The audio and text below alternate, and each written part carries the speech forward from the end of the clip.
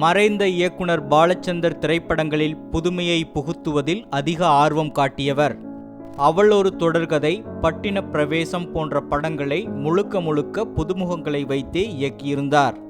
அவளொரு தொடர்கதையில் ஜெயலட்சுமி, ஸ்ரீபிரியா, விஜயகுமார், ஜெய் கணேஷ் ஆகியோரையும், பட்டின பிரவேசத்தில் டெல்லி கணேஷ், சிவச்சந்திரன் போன்றோரையும் அறிமுகம் செய்தார். இந்த 2 படங்களுமே வெற்றி படங்களாக அமைந்தன.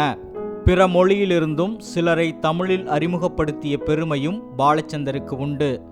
அவளொரு தொடர்கதையில் சுஜாதாவையும், நிழல் நிஜமாகிறது படத்தில் சோபா மற்றும் சரத்பாபுவையும், தப்பு தாளங்களில் சரிதாவையும், டூயட்டில் பிரகாஷ்ராஜையும் அறிமுகப்படுத்தியவர். நாடக மேடையில் புகழ்பெற்ற சிலரையும் சினிமாவில் அறிமுகப்படுத்திய பெருமையும் பாலச்சந்தரை சாரும். வறுமையின் நிறம் சிவப்பு படத்தில் SV சேகரையும், மௌலியை நிழல் நிஜமாகிறது படத்திலும், ஒய்ஜி மகேந்திரனை நவக்கிரகம் படத்திலும், காத்தாடி ராமமூர்த்தியை பட்டின பிரவேசம் படத்திலும் நடிக்க வைத்தார். ரெட்பிக்ஸ் செய்திக்குழு, ரெட்பிக்ஸ் நியூஸ்.